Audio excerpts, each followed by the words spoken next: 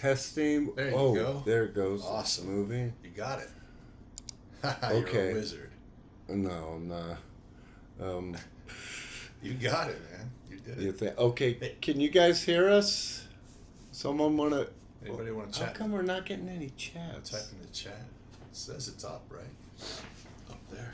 Yeah. Chat. Are there any weird settings up there or anything? Let's see. Studio. Edit. Let me go there. Yes, made for kids. Automatic. Allow. Recording. Location. License. Hey, can I try? Allow comments. Yeah, do that.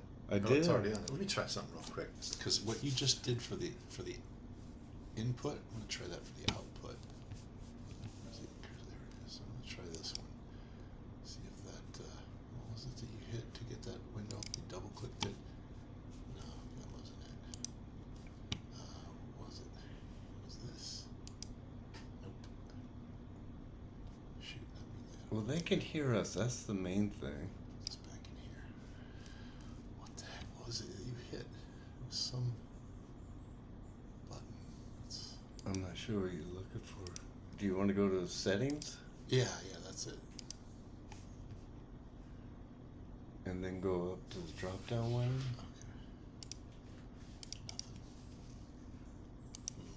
Because that's the input, which means the microphone, we're going into the microphone, but the output is still out. It's quite quiet, so they don't hear us, I don't think. So you got one of them to work, and so it's active, but I mean, it'll probably be in there. Here, I found microphone. Yeah. Logitech Stream Cam. Yeah, which one do you use? I think it's Probably that one, yeah, the remote. Okay. Can you hear us? Anybody? If you can, type in the chat, live chat room feature. Thank you for your patience if you can hear us.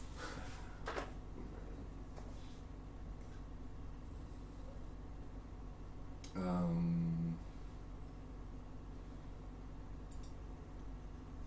see. Top chats, left chats. There we go. Hi guys, cool. We can see you, but can't hear you. Thank you. We can hear you. They can hear us now. Oh, there you can. Awesome. All right, thank you. Thank you Yay. for being patient with us. Thanks for letting us know. Okay, here we are. Nice. All right, you guys.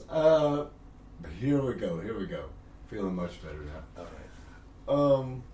What we're gonna do is, if you guys have any questions, you can blank that out. I'm gonna go to the next one. Whatever you want. We're gonna try to answer questions that anybody might have. Let it be, about animation or drawing or anything to do with the art form. So, hope you're all doing well.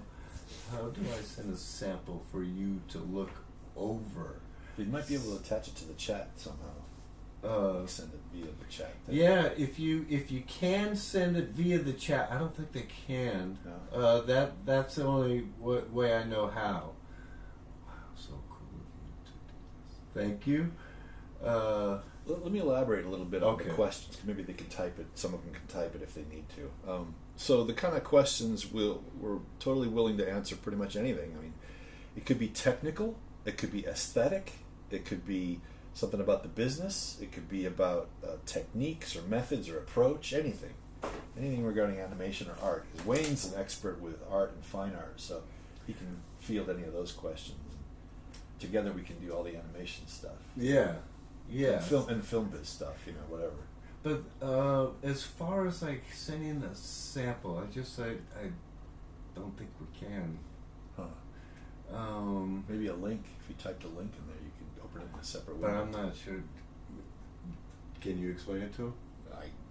If you can hear me, try copying a link of whatever you've got of sample of your work if it's posted somewhere, and then drop it or type it or paste it in the chat, and then we'll see if we can take that link, that path, and open it up here in a separate window on our side, so you don't even have to see it. We'll see it like in a little window over here, then we can give you feedback on it, something like that. That's all I can think of. That makes sense. Yeah, so try that. See if you can get a link to it or something like that.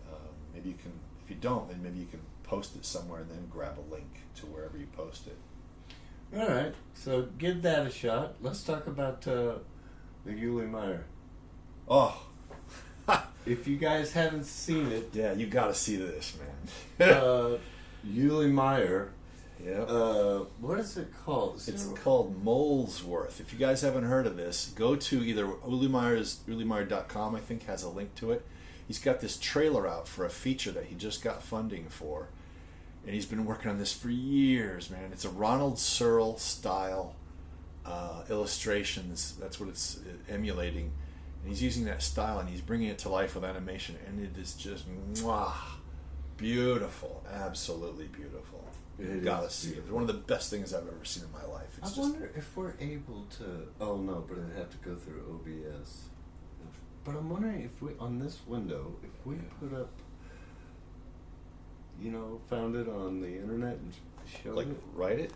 No. I mean, like if we went down, like if I find it on the internet, right? Yeah. And I open it down here. You can get the link and try to paste it in the chat. And open it and bring it over there. Oh, okay. Would let it it play. show up on this? It should, because that's what we're seeing now. Okay. What is it called, Rico? I think it's on Vimeo. The trailer is on Vimeo, but I tried searching directly on Vimeo and I don't think it came up. You have to go to his website, ulimeyer.com, I think. It's but Safari won't. uli.meyer.com.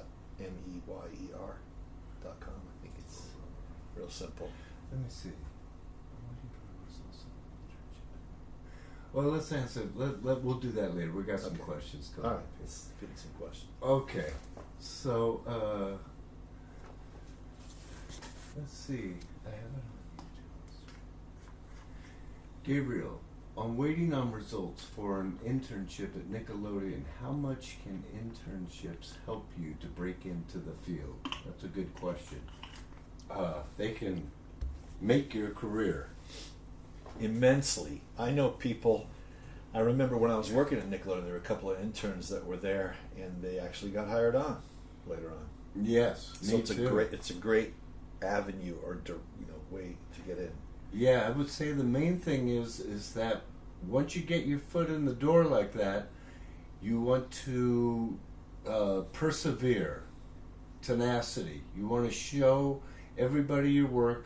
Don't be annoying about it, but don't be shy. You want to show them the work, ask for their critical thinking about your work, how you can improve, and you want to show them that you have a true desire to be in this field and you deserve to be hired as an artist in any given category that you like, be it storyboarding, character design, and so on. Yeah. So I would say that's very important. I've known people who have made a full career and they were interns in the beginning.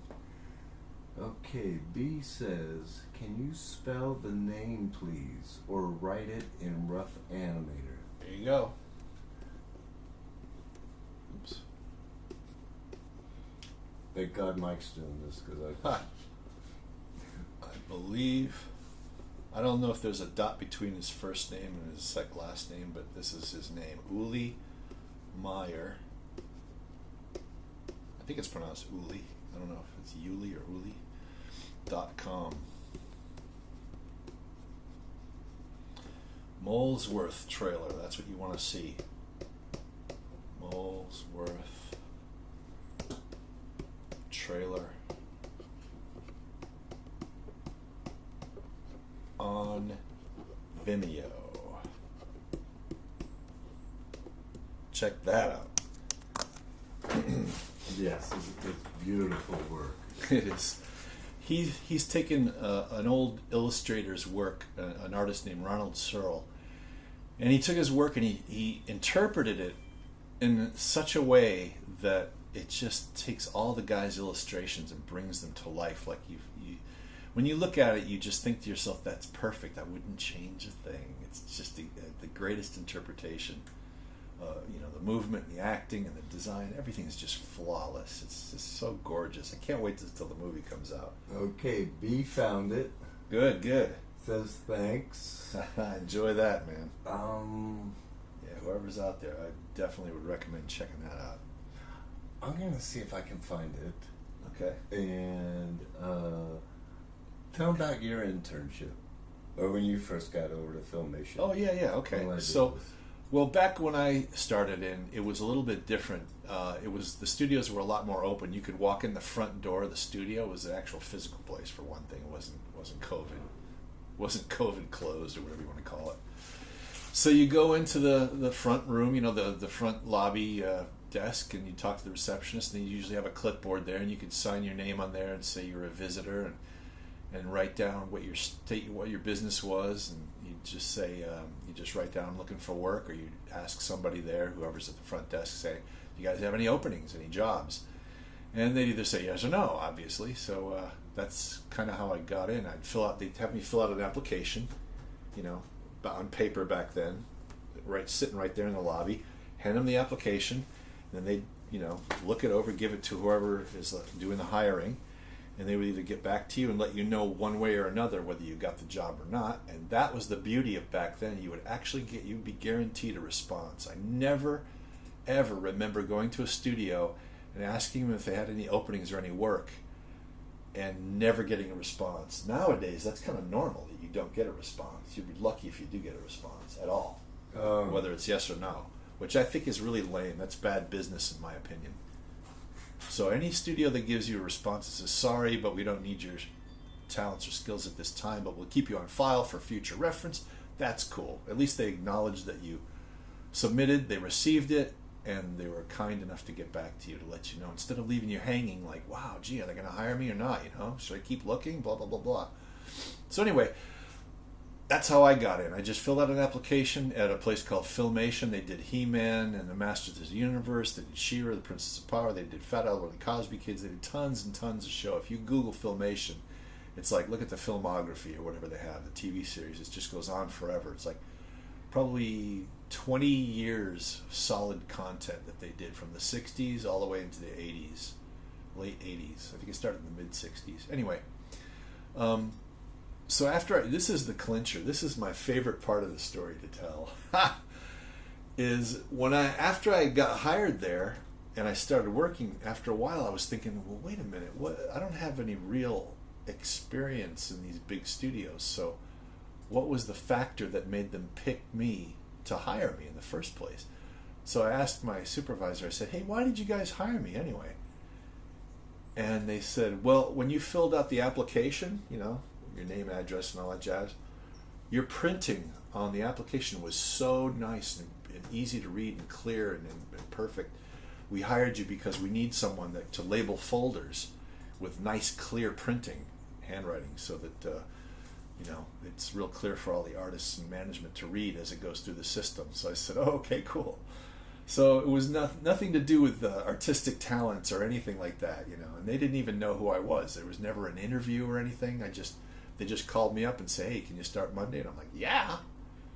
So I got the job. And get this, after I got that acceptance, I stayed at that studio for 5 years straight, all the way till they went out of business and they closed. So that was a heck of a run, and it was a great education, fantastic, because everything in that studio was done basically under one roof in one big building. They had all the different departments of the production housed in there.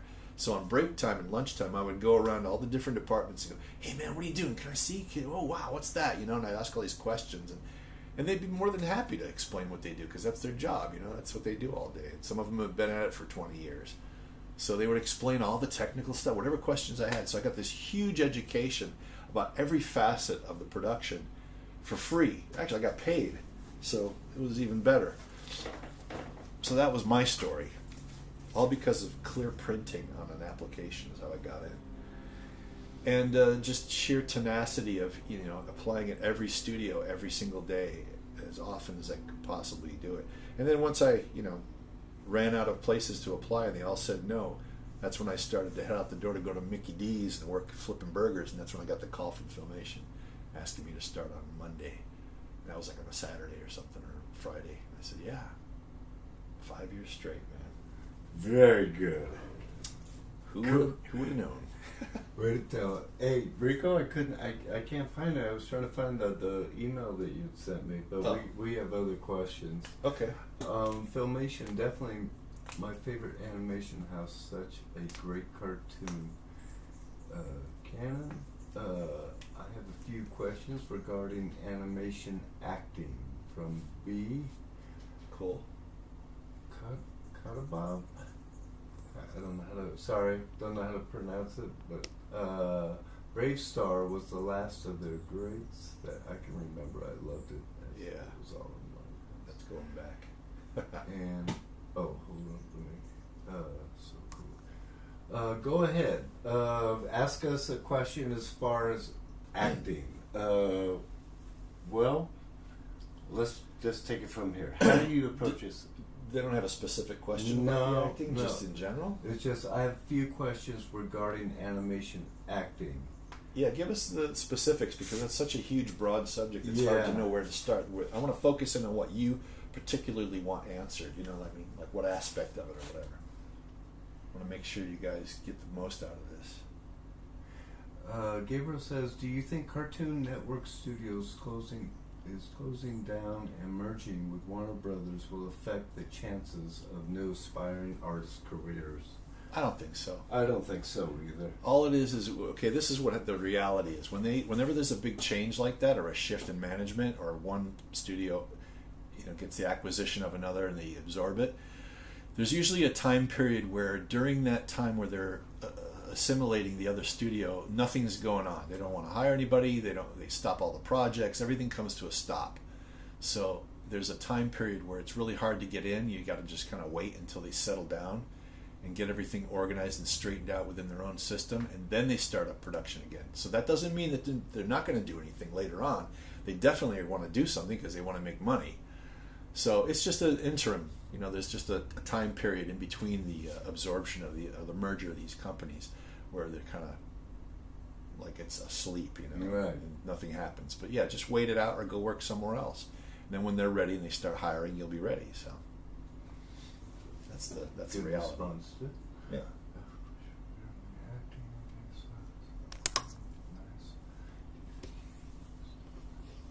B, I'm having two basic problems after thumbnailing and shooting a post test. I'm struggling to figure out my timing. I've heard use charts and don't use charts. What do you think? Me personally, I would say don't worry about the charts. The main thing is, when you start worrying about charts, you start thinking technically, and you're losing the whole aspect of the idea of the acting and the animation. Back in the old days, real old days, before there were charts, animators would just animate in their process. The charts were really originally done for the assistants. Let them know where to put in, the breakdowns, or let's say the in-betweens more so. But to answer your question, me personally, I just feel like you do your thumbnails. And when you're satisfied with your thumbnails, you should have the acting within your thumbnails to verify everything before you start animating, large. Mm-hmm.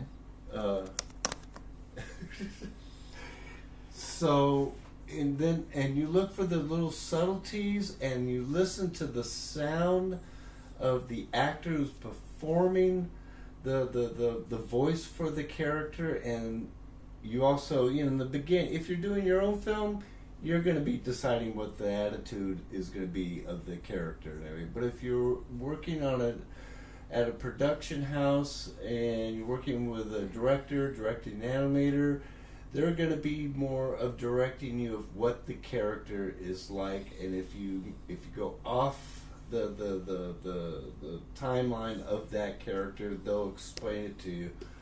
But if you're doing it for yourself, just think of who your character is, even in a simple scene.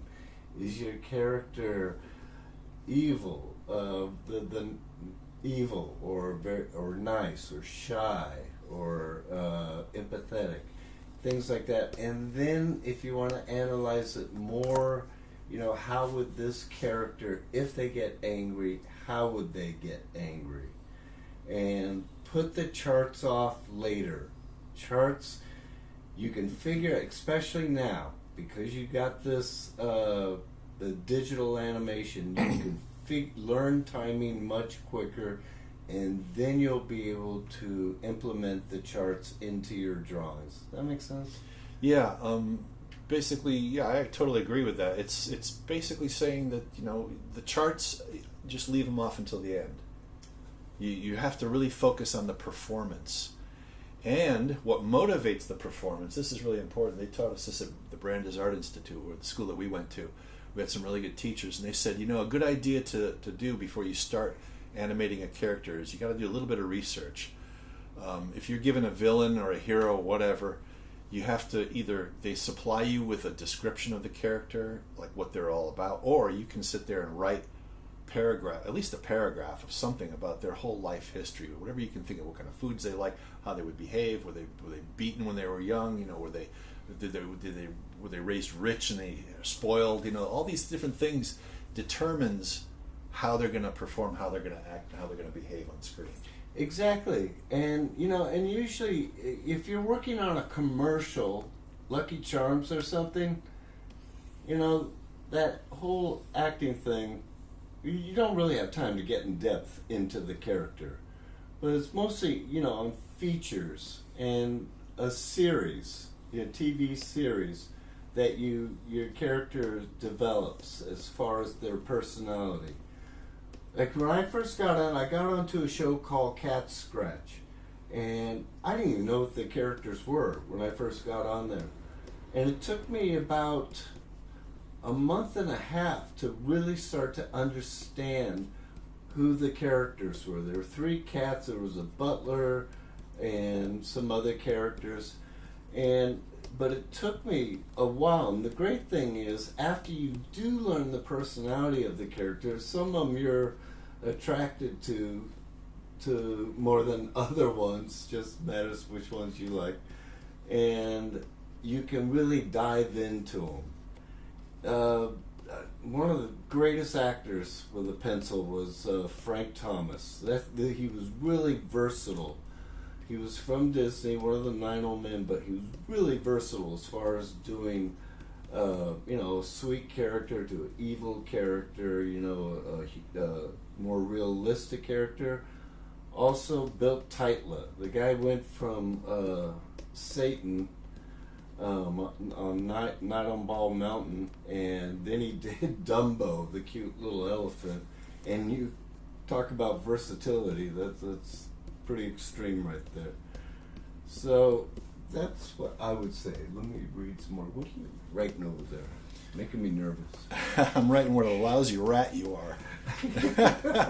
Okay, I'm going to go down this list for acting really quick. Research the personality and life history of the character.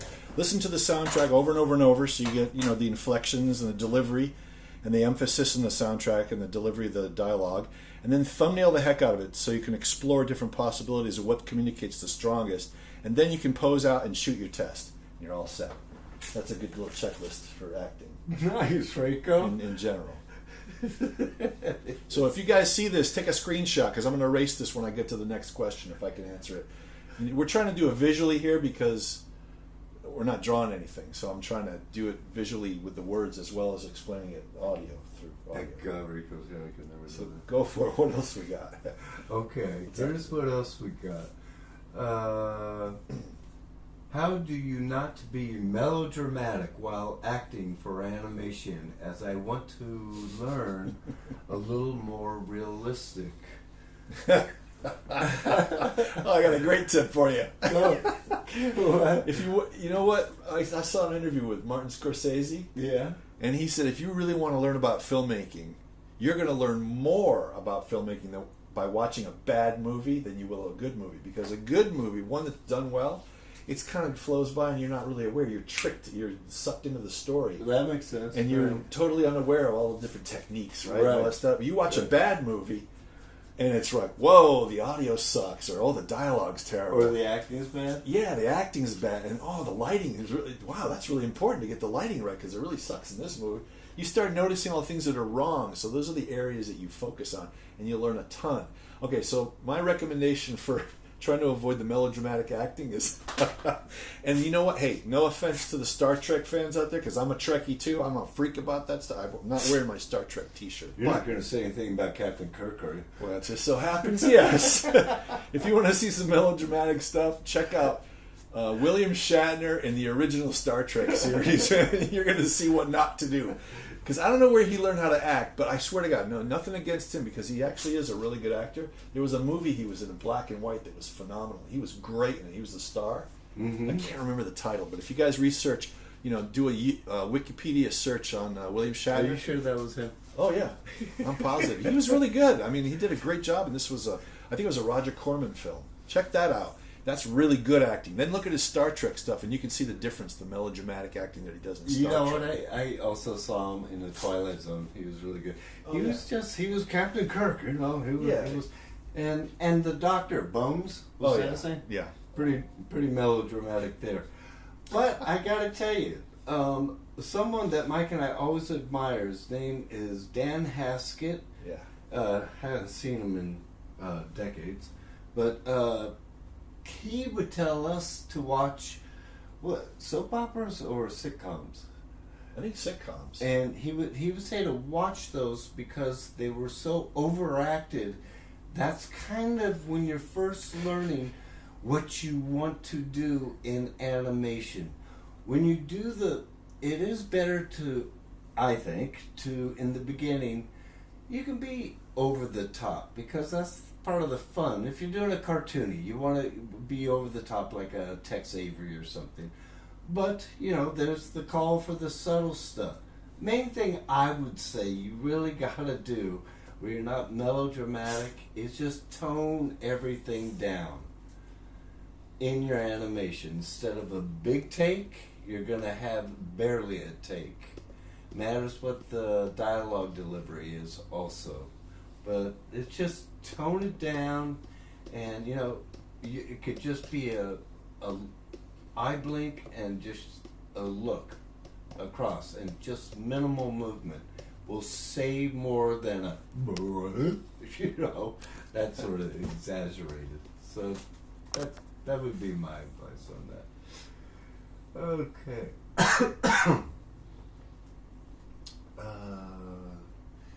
Gabriel, do you think breaking into the animation industry was easier back in the 90s, 2000s, as opposed to modern day? Good question. Yeah. My personal opinion is it's probably about the same. It's just different a little bit. Like, for example, back then there was not as many gaming companies as there are now. I think there's even more. It's like really expanded, because once something starts making a lot of money, everybody wants to jump on the bandwagon. So there's way more, places that are trying to produce games now. So that means there's more opportunities for employment. So in that factor, I think it's easier to get a job because there's more opportunities. And all you need, don't go. I tell this to a lot of people that are trying to get jobs. I say, listen, if you want to be a storyboard artist, don't wait until you get a storyboard job. Just get a job in any studio doing whatever you can stand to do, and then you can adjust and work your way within the studio to get to that position that you want, whether it's a writer or a storyboard artist or background painter or character animator, whatever, anything. You've got to get your foot in the door first. That's most important. Yes. Once you break through that wall, important. you break through that wall, it opens up a nice floodgate. You start meeting people. You have a lot more connections. If there's a layoff and everybody gets scattered all through the business, all of a sudden you've got connections all over the business everywhere, because all your friends that you've made at this new place. So I think that's more important, to just get in. That's the way I approached it, rather than wait. Like, if I waited till I could get a job as an animator, I'd wait probably 10, 15 years, because I wasn't good enough when I first got in. No way. I was taking classes at night and on weekends. I was learning as I was working. So As long as I was in the business and I made a lot of friends, and you hear things too. People are talking about what's going on around town, what's going on in the business. You hear all this stuff you would never hear sitting at home. So it's like the inside scoop. But you surmise it's about the same, you think? Yeah, I think it's kind of the same. I think it probably is too. Look, animation goes up and down. Always has. Yeah. Up and down. And as of right now, AI hasn't taken over, so I think it's about the same also. It's just you gotta be tenacious with it. Oh, Ronte. Let's see here. Cody Bob says, "Man, I love Star Trek. Laugh out loud. William Shatner was awesome. Captain Kirk in the movies was definitely my favorite. I always watch the Twilight Zone." He likes that. I know he was good in that Twilight episode. Okay. Do you use video reference or act out certain scenes before starting to animate? I act out the scene always. I don't use video reference, which I know is very popular now. Back when we were learning, we had a mirror. Didn't have time to, shoot it on camera, get it back and everything. Now you can do it in minutes. So I'm sure Mike also does this. We act it out within ourselves, or we do it in the room. Yeah. Act it out, and then we put it into thumbnails. If you don't have time to do thumbnails, but do act it out. Yes. So the answer is definitely yes, act it out. Video reference, I would use it if I was animating a four-legged giraffe running. It's so easy now to get the reference, and so yes, I would use definitely something like that, something I'm unfamiliar with. You, Rico? I got a hot tip. He's got a hot tip as he writes and talks about it. For using reference. Okay. First of all, if you look at any of those old animation books, you'll notice all the animators are sitting, we're talking 1940s, 50s, 60s. All the animators are sitting at their desks and they have a mirror at their desk. And while they're animating, they look in the mirror and they make the expression like whatever, blah, blah, blah, blah. Or they do a certain pose and they look in a mirror. Maybe they'll have a full-length mirror attached to the door or the wall near them and they'll check their body out. Here's the time when video reference comes in handy and is more useful than just looking in a mirror. I would say start out with a mirror because it's cheap, it's immediate, you don't have to tape anything and look back at it, rewind it. You're wasting time going back and forth to look at that when you can just glance up in the mirror. That's immediate. So the time I would use a video reference is when you need to do like a certain hand position or something or a leg thing, and you can't look at it in the mirror because the mirror is only a certain size and you just can't see that part of your body from a certain angle. So that's when I would videotape yourself with your phone from whatever angle, or have someone pose for you or act something out so you can get the angle of what it would look like, and then you can improve on the silhouette value of the poses based on what you've just videotaped. That's when that comes in handy. And like Wayne said, if it's something you're not familiar with, like let's say you get an assignment where they say, okay, we want a horse to gallop through a field in 3/4 perspective towards the camera. You're like, I don't know how that looks. How does the legs go? How does it move? What are the mechanics? What's the sequence of the legs? How they bend? And what's the anatomy of the bones? Yes, you got to start. Complicated. Yeah, look at some anatomy books to get an understanding of the structure first of all, for a physical thing like that, and then you start looking on YouTube references and watch horses gallop. Whether it's just look at a bunch of videos and see what angles are closest to what you need, and then do thumbnail sketches based off of that live action footage that you're watching, and there you go. You're all set to go. Speaking of which, him talking about horses, I saw James Baxter, who became a master of animating horses like anything he animates, or Aaron Blaze, both of them are just masters at it. But they talk about how they've studied the anatomy and the locomotions of horses, especially is what we're talking about here. So do study. Let's see. Okay, let's go to the next one. Gabriel. Oh, that's Gabriel, my buddy. Hey, Gabriel. Which platform is easier to break into these days? Cable shows or streaming shows? That's a question I cannot answer. Can you repeat that one more time? Which platform is easier to break into these days? Cable shows or streaming shows? I don't think there's any difference. You know? No. It's like apples and oranges. Is it? It's I really don't know. kind of the same, I think. Yeah, from what I've heard. I would imagine, yes, it would be the same. It's not really so much. And you apply to both, right? Yeah, just exactly. full time. It's just, I'd say it's laterally the same. It's the same. Yeah. All right. D3621. I have some issues. I struggle a lot with sketching. I get confused a lot. It's hard to clean the animations and how to get the timing right too. Any tips? That's a big question there. Let me see. Sketching, I get confused a lot. If it's sketching, you get confused a lot. Just keep drawing. Draw some, like I always say, just draw all the time.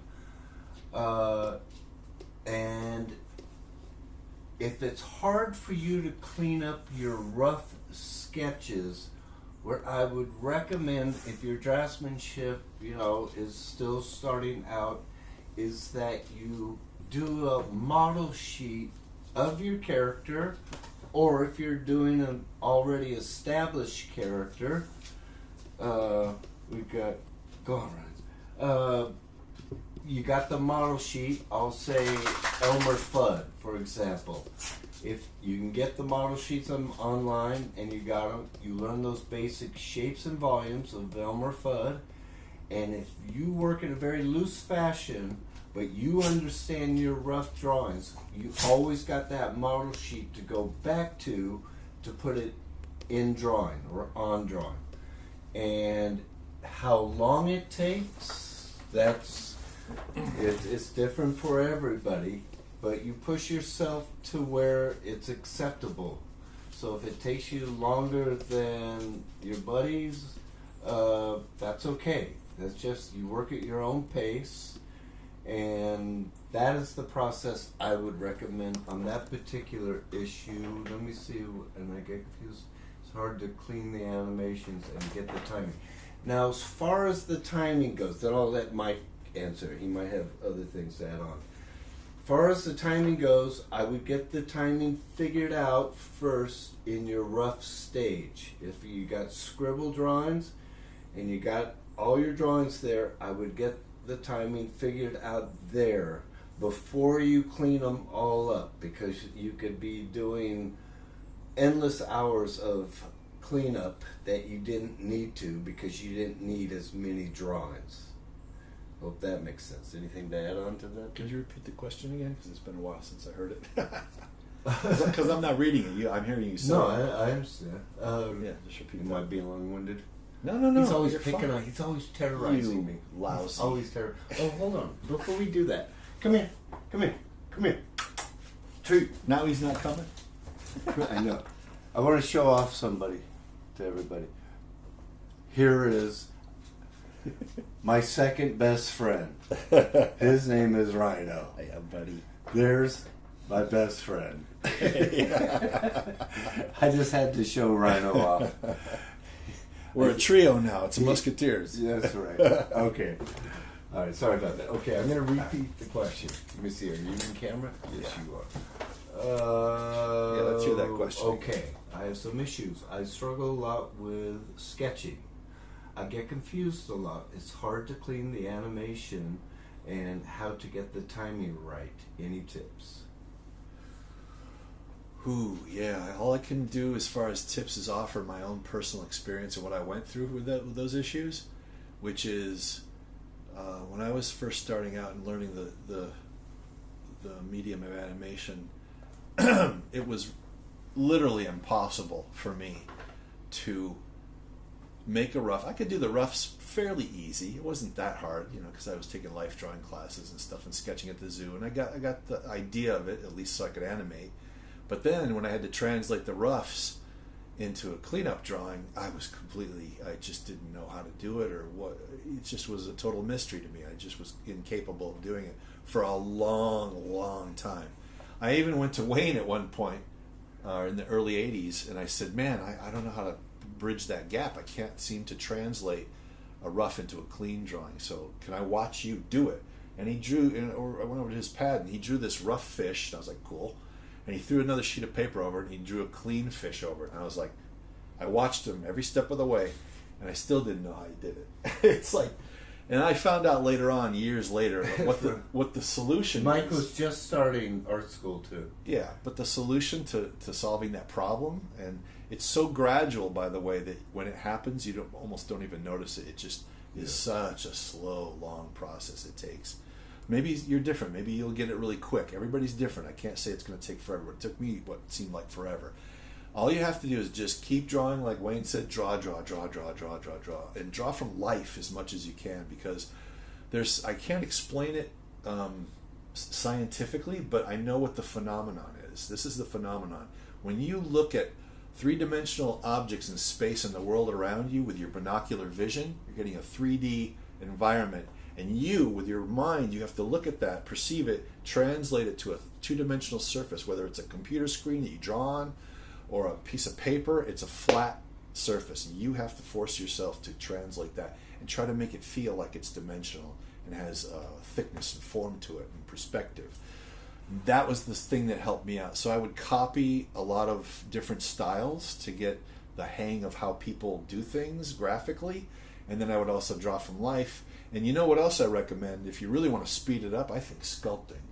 Yes, sculpting, you learn form. Oh, It's God. one of the best ways to understand form. Yeah, and when you get the form, the reality in your mind, that you just get this knowledge, then when you go to take your rough drawing, you can interpret it a lot easier, and your draftsmanship rises to a certain level where you can accomplish that cleanup drawings. It's not much of a struggle anymore. It still takes time, and everybody kind of works with it to try to make it as best as possible, but that's the process that it took me, and that's what I would recommend. It just takes time. You got to be patient. Yes. And work hard at it. It's like a musical instrument. I always use musical instruments as an Me analogy. too. Well, It's yeah. like piano. I just told my students on Saturday, I said, look, you can watch all the videos on how to play piano. You can read every single book on how to play a piano. You can have a teacher show you everything you need to know about how to play the piano. But you can never play the piano until you sit down and practice and use your mind to translate what you're thinking or hearing in your mind to your fingers and making your body do what you need it to do on the keyboard physically to create the songs. And you know what else, you guys? I also there's different ways of practicing. There's practice, and there's something. What would I call it? Determined practice. Okay, it's like, let's take the guitar. I know how to play C, G, F, all your major chords. I call that just practice, because I don't really push myself on guitar. And a determined practice is pushing yourself. And it becomes a little bit more difficult as you're practicing. So recognize that. If you start to, like, you got a system of practicing and it's working for you and you're going to hit an advancement, that's going to be great. Then relax, go with that for a while, but then after that, start to push yourself and say, okay, how do I make this particular drawing be more dynamic? What is it I can do? And you learn that just from experimenting, looking at the masters, and doing those basics I've talked about so many times, drawing forms in space, shapes into forms, drawing in perspective. That's basic practicing, but you want to continue to do that, and then you want to do the determined practice, to where you're pushing yourself and you're determined to move forward. Hope that makes sense. Okay. Hey, I want to expand on that a little bit. What's that book that you recommended me, Jerry something, the New York critic artist? He wrote a book about artists. Oh, Jerry, yeah. Oh, Here, I'm going to write this down for you guys as soon as he remembers. Hold on. Jerry Saltz. That's it. And I can't remember the lady. Hold on. And the reason why I'm giving you guys this tip is because I've read a lot of books, and this book is really, really well done and well written. It's well thought out. The guy's got a lot of experience working with artists. He tried art himself. He failed at it, and he has all these great tips. Let's see. To advance as an artist. Yes, Jerry Saltz. Jerrysaltz.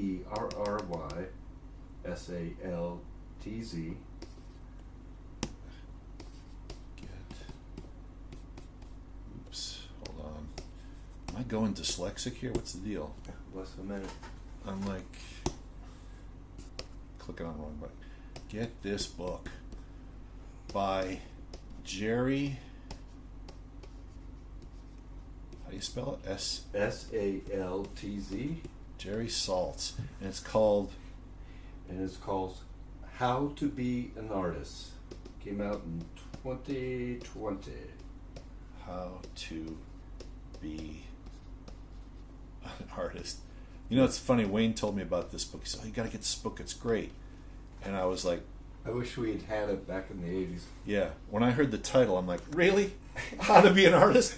Is somebody's going to tell you how to do that? Really? And then I read the book. I was like, dang, this is good. Yeah. Well, the great thing about it is because he went through all the trials of being an artist, and he just, you got to be thick-skinned to be an artist. You really do. And he ended up being a truck driver, and he sort of like was critical of himself. It's like he gave up. And the reason I think he really wrote this book is so everyone, all young artists, don't feel alone as far as the frustration, the isolation, that everybody goes through the same thing. And anyway, it's really well written. So that's good. Okay, let's see here. Can you say more about the... Okay, Below Average Joe says, can you explain a little about a concept I heard about acting within a pose? Okay, I think I know what that is referring to. If you look at any animated scene in like a feature film, like any of the Disney films, and you watch like the old ones, I'm more familiar with the older ones because I watch them more often because they're like, they were developing the art form and they were really making some great strides back then. And then all the later people were kind of looking at that as reference. So I would go back to their source, and see what they did.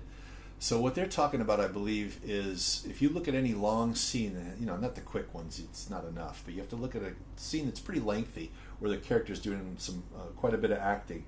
And you'll notice that if you try to analyze the overall scene, there's like certain major poses that they'll strike, and they'll move into a pose in a certain area in the frame, and they'll do some acting there, some bit of performance or dialogue or whatever, gestures, and then they'll move to another position in the frame. That's what they're talking about when they mean acting within that pose. That means just that area that the character's moving to in various spots throughout the scene.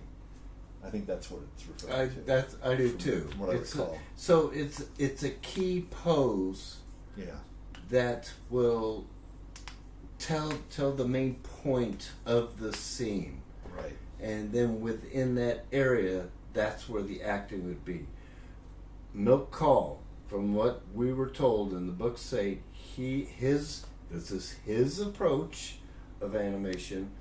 He would work all day trying to find one or two poses. Those poses that are acting within that pose or two poses, and that's what he would focus on. Again, I want to reiterate that was his approach, but that's how important it was for him to find that key pose. I hope that answers it, explains it. Thank you. You're welcome. Let's see. Oh, thank you. So it's making sense. Very good. No more new questions. What time is it, Rico? Almost 3. Okay.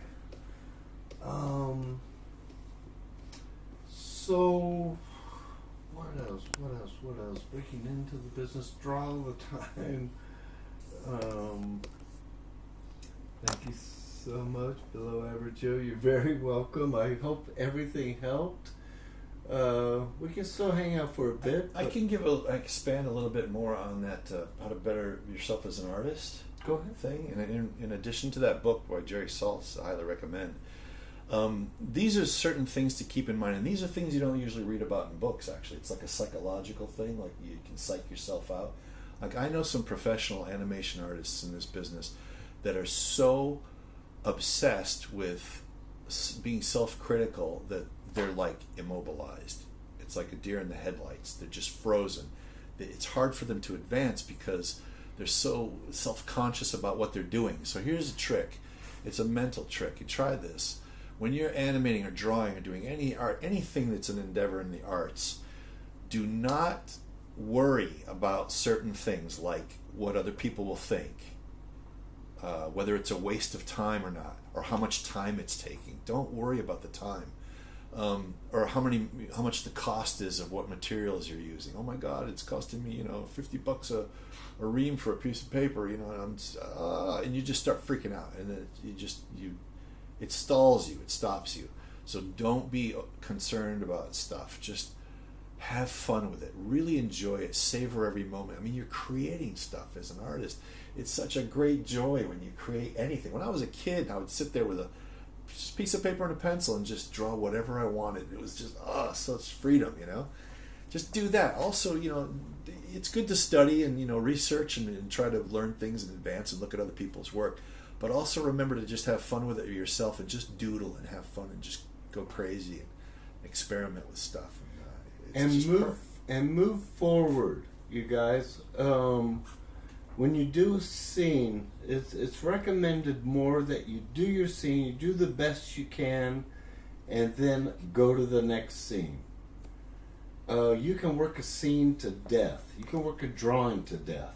Mm-hmm. And the drawing could have been better, 3 hours earlier, and you worked it so much.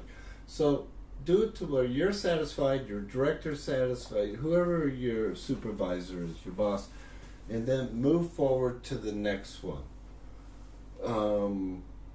That's it. As far as that goes, let's see what else we got. I see makes a lot of sense. Thank you both. Sure. Below average Joe, I'm holding back on my questions or I'd spam you guys. What? He says I'm holding back on my questions or I'd spam you guys. Laugh out loud. All right. All right. I don't know. What do you think, Reeks? Should we? If there's no more questions, we can end the whole I think we've been stream on for about an hour. Yeah, but almost. I don't see any more questions. Is there any other advice that you can think of? Any struggles that you had throughout the years that really stand out that you could pass on? Everything I've struggled with. Have a passion for it.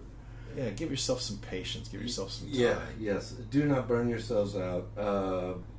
Have a passion for it. It's like Mike showed me that Uli Meyer.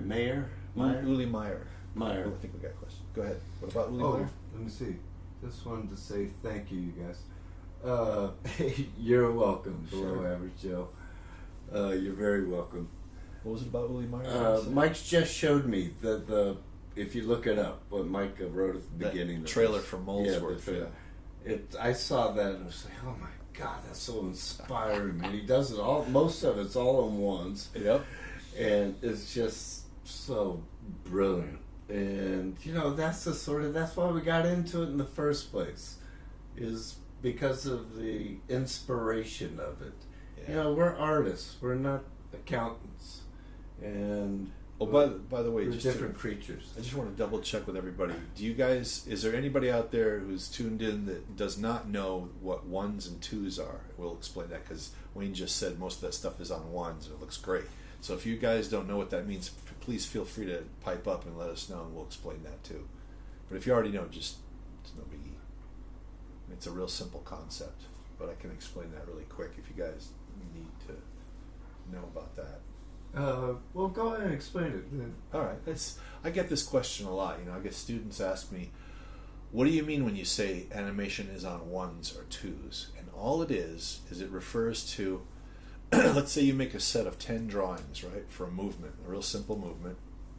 If you're going to photograph this animation on what is called ones, you'll put down your drawing, either you put it on a scanner or you can take a picture with a camera and feed it into a program. and you take one photograph or image of that drawing for each one of those drawings. That's called ones, because there's one frame or one photograph of each piece of artwork. And then when you play it back, it looks really smooth because there's a new drawing for every frame that's going by. Now on twos means you You can show them on this if you want. Yeah, I guess so. If you want to. Yeah, it's a good idea actually, All right. because talking about it's not going to be as good as showing you guys. So let me just show you. All right, that's a good idea, man. Let's see. Yeah, I come up with them once in a while. Wayne is brilliant, man. Oh, now he's terrorizing. No, seriously. Okay, let me get this. I want to get these layers set up here before I. Come on. You do them right. Why can't I drag? Okay. All right. So here's a little quick. I'm already getting way ahead of myself. I'll just show you what the difference between ones and twos are. You can go up there, dude, if you want. It's just easier. Yeah, thank you. A lot easier. There we go. All right, let's just bring it back to one. Okay. On layer one, I'm going to do an example of ones.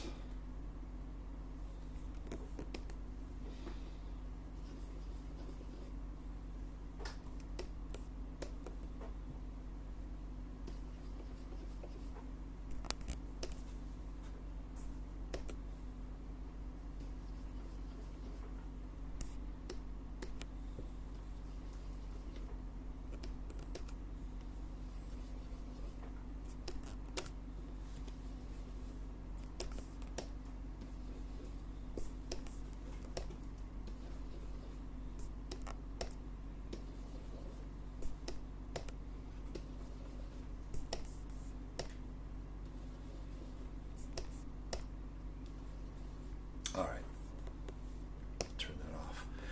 Okay, so here is a little movement that is on ones. There's a new image for every drawing. That's ones. So it moves or changes. The character or the object changes for every single frame. That's called ones. Now I'm going to do the same thing, but I'm going to do it. I'm actually going to. Well, you could show them that on ones and I'm then gonna- put it on twos. Yeah, I'm going to copy this and put it on a separate layer. Oh, So that's good. let me do that. First, I got to delete this layer real quick. Okay, now I'm going to duplicate that layer with the same. Move selected drawing to a new layer. Duplicate layer timing blank drawings. I'm going to do that. Oh, I wanted all of them, so I have to select them all. Hold on. Let me do multiple edit. There we go. I want to select every frame. Oh, I got to do it here first. There we go. Sorry, I'm not used to working on this setup. It's awkward. It's got a sensitivity to it on the stylus here. There we go. All right, I'm going to select all that. And then I'm going to duplicate those drawings with another layer. Okay. Didn't look like it worked. Let's see it. Because I I think still you have can one. just duplicate your layer. Yeah, but when I do that, Let's see. Duplicate. but not layer. blank. Oh yeah, Yeah, duplicate yeah, layer. yeah. Okay, thank you. Jeez. Thank you. Wayne is the empty. No. Delete layer. There we go. Until Rico sees this video. Delete this. All right, here we go. Okay, so the bottom one is ones. This top one I'm going to do is going to be twos. I'm going to again select all these, and I'm going to go boom, put them on twos. Boom, Bob, baby. Yeah. Now, let's see what we have. I'm going to elongate this one. Come on. Oh, it's so I think 'cause sensitive. you got the selector on. The what? Go to the pencil. Oh, thanks. Go to, There we go. and it Got is sensitive. All right. Now I have to It's all turn right, dude. turn this It's all layer off and go to this twos one, and now I'm going to do edit multiple, and I'm going to select all these drawings. Okay, wait a minute, didn't do the selection properly. Here we go. Edit multiple.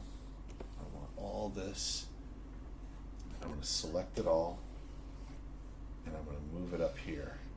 So now you can see the difference, because they were on top of each other Oh before. man, you're brilliant. I see what you're doing. Yeah, the only reason I know this is because I've done it before. Oh man, it did them all. Did it do them all as one? Yeah. Shoot. See, it did them all at the same. Do what? It moved all of it. It's just going to be in the same spot. Watch. Oh no, you're right. Yeah. Okay. So the one on the top is 2s, and the one on the bottom is 1s. You can see because there's a new image for every drawing, it goes by faster, and the other one has 2 images for every frame. So I'll step you through. If it was on film, they're photographed. The one up above each drawing was shot twice. Took 2 frames of film. Right. The bottom one frame of film. And Richard Williams, master of animation, another one, he did everything on ones.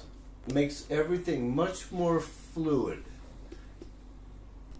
Mike and I know we both agree on this. We do not think that is necessary. If you got drawings that are really close to each other, you can just do it on 2s, and it saves a lot of time. And a lot of times it looks better on 2s because it has a different kind of texture within the timing, visually watching it. But that is a matter of one's taste. So it's just up to you. But the best way to learn it, again, is just by doing it and seeing. And your eye will get better and better. When you look at Roger Rabbit, for instance, all had to be on 1s. You had no choice because it was hooked up to live action. But if you look at Dumbo, you're going to see scenes that are done on 1s and then switch to 2s, back and forth. So, that's basically all we wanted to say about 1s and 2s, and it's that simple. Don't make it confusing for yourself. Yeah. Let's see. All right, here I'm going to add a little pause at the beginning so you can get a better look at it.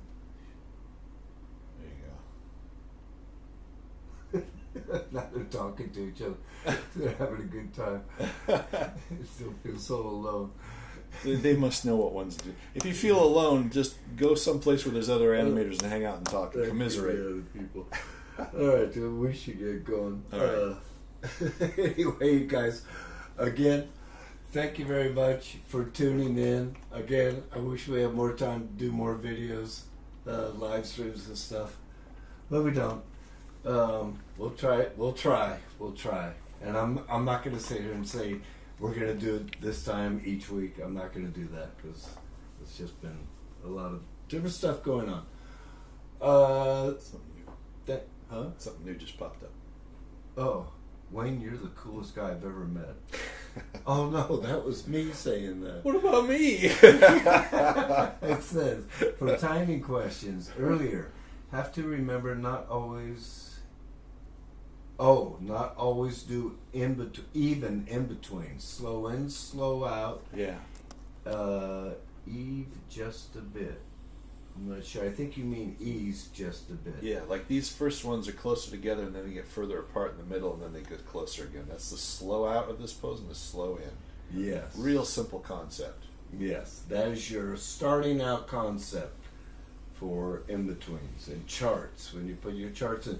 Also, I gotta make sure I say this. One last thing. When you're looking at these full animated features from like Klaus to the Disney, all the studios, animators did most of those drawings, you guys. When I was learning, I got so confused.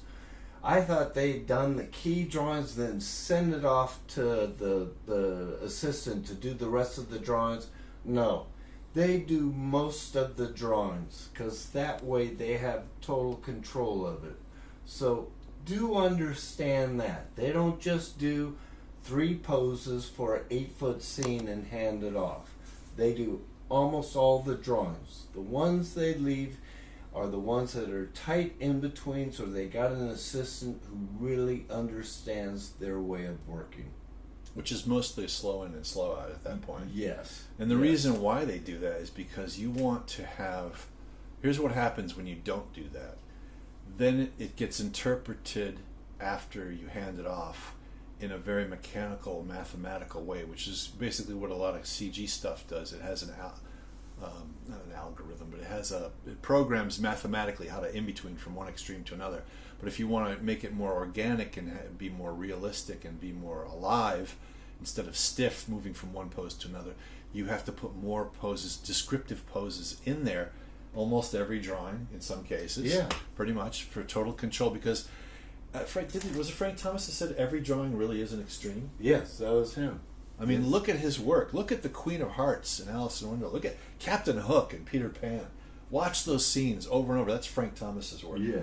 It is just almost every drawing is a new extreme. It's just incredible work, and there's a lot of descriptive stuff. If they have an assistant who isn't experienced, they'll put in an in-between that is not what the animator was thinking. A straight in between. They'll put a straight in between instead of it being where the eye is slowing out, but the hair is direct in between. All those different factors. So that's it. Yeah, that's it. I think they're burned out. All right. Okay. You guys are sick of us now. It's been how many hours? All right. All right, you guys. Thank you for tuning in, and we'll try to do more. Bye-bye. Say bye, Rico. Bye. Hold on, Rico. Let me. Good luck. Good luck to you.